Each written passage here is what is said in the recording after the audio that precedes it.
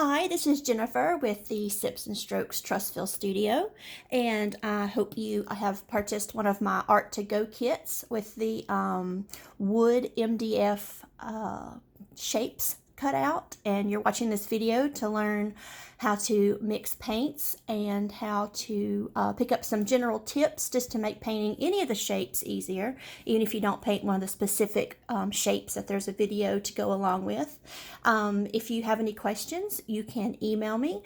The email address for the studio is trussville@sipsandstrokes.com. That's Trussville at, and you can see it's sipsandstrokes.com, and I will get back to you, or you can send me a message through the Trussville Sips and Strokes Studio Facebook page. So I made a little chart, which I've actually been meaning to make for about 8 years. So hopefully this will end up hanging in the studio for when we reopen. I am just using a simple paper plate for my palette. If you have the waxy kind or the plastic kind, that's better than the white, cheaper, uncoated kind. Like these are the super cheap little thin paper ones. They'll pull the moisture out of your paint kind of faster. So if you have a wax coated one or a plastic plate, even one of those little dessert plates like the colored ones from Party City, those would be better than just paper because it keeps the paint moist longer. And for the mixing video, I'm just using Q-tips instead of using my paint brushes. So anyway, you probably remember from school basic colors, like red and blue makes purple, but when it comes to certain brands of paint, like this one that came with our kits, these are unmarked, but I'm pretty sure they are student grade acrylics. If you're used to painting in our studio with us, we use a little bit more advanced student acrylic. So if you've painted before, you'll notice that these paints are just a little bit different. But anyway, so I'm going to work on this color chart. So red and blue usually makes purple, but you have to add a little white to do what we call make it bloom. So I'm going to put my little bit of red down here, and then I'll put a little blue. And then when I grab my white, and my red there, and my blue, see, when you stir them up, you get purple.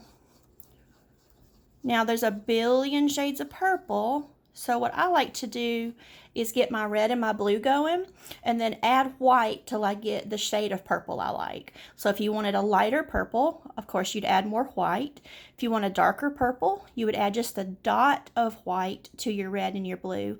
But you want to add at least a little bit of white, because to me, without a little white in here to carry it, it looks more like a brown or a maroon, which is fine. But if you're looking for purple, you need red, white, and blue. If you want a bluier purple, you would add more blue. You want more red to make it more of a red purple, you can. But when you find the color purple you like, I recommend making enough for your project, because purple is one of those colors. See, even just stirring the same pile, how different the colors are. You want to make enough for your whole project. And usually I don't like wasting paint, but if it's a hard color to get like purple or teal, you want to make sure you make enough for your whole project.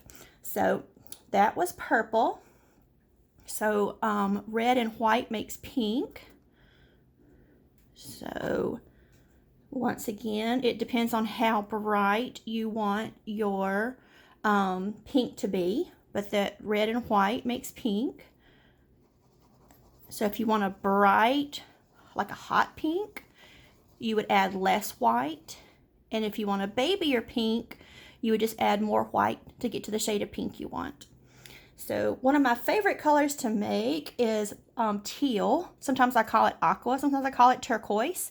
I really don't know the difference between the three, and maybe one day somebody can explain it to me, but until then I will use the words teal, aqua, and turquoise interchangeably.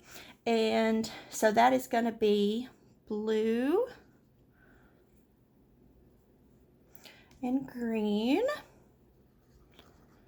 And just like we talked about with the purple, white is going to be until you get the shade you want, or the intensity. So there's my blue and my green. Here comes my white. And I just like to watch it mix. It's so pretty.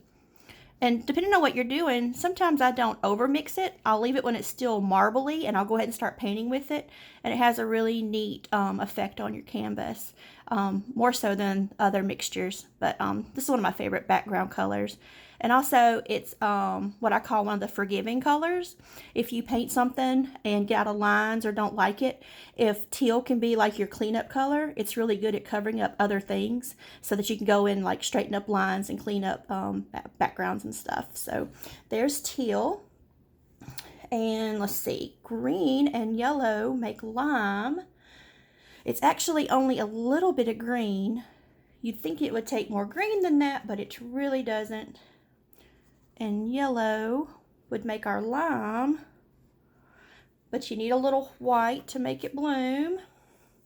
So more yellow than green. Add some white, and you start getting a lime. So that's pretty neat that it makes such a different kind of color than you would expect. So that's lime, but if you wanted to do what we call Grinchy green, you would put just a little bit more green in that, and it starts turning what we call Grinchy green. Orange can be a little tricky to get sometimes. It is red and yellow, but you don't want very much red. The red will take over very quickly. So it's more yellow than red. So yellow and red make orange. So if you wanted more of a salmon color, you could add some white to that, get kind of a salmon beachy color, but there's the orange for now. So if you needed a golden color, like I think we may need a little bit more of a golden side of yellow for the frames on the friends shape, if you're going to do that one with me. So I'm going to go ahead and drop some of this orange down here. But if I pick up more yellow, so there's yellow, whoops, there's my orange, and I'm going to add a little white. So I should get a sunflower color. Maybe a little more orange. Sometimes you have to sort of go back and forth to get the right mixture.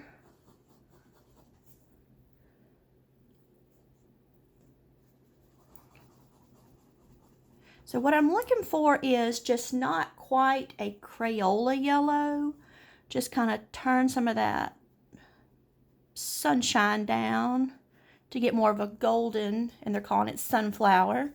So you can play with that till you get a color you like. It looks like it's going to be a little tricky with this particular paint. So if you are going to do the Friends frame with me for the woodcut, I would maybe make sure to make enough of this for the whole frame. So that may be a little hard to get again. But there's some sunflower. And now to make brown, which I think I will need maybe for my donut, and I don't know, I'm going to do the gnome. The gnome may require a little bit of skin tone. So to make brown, that is actually red and green. So red and green makes brown.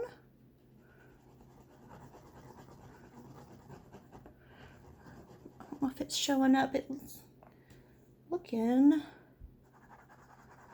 There it goes. I needed a little more red. So red and green, it makes a brown color. You could also put a little tiny dot of black in there, sort of make it darker. That'll make a brown. So you'll have a little bit of brown.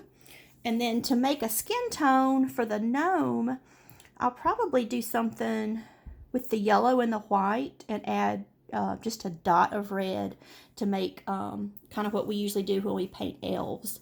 So we'll get to that on the gnome video, but for now, that is your basic mixing of colors I think you'll need to complete your Art to Go kits.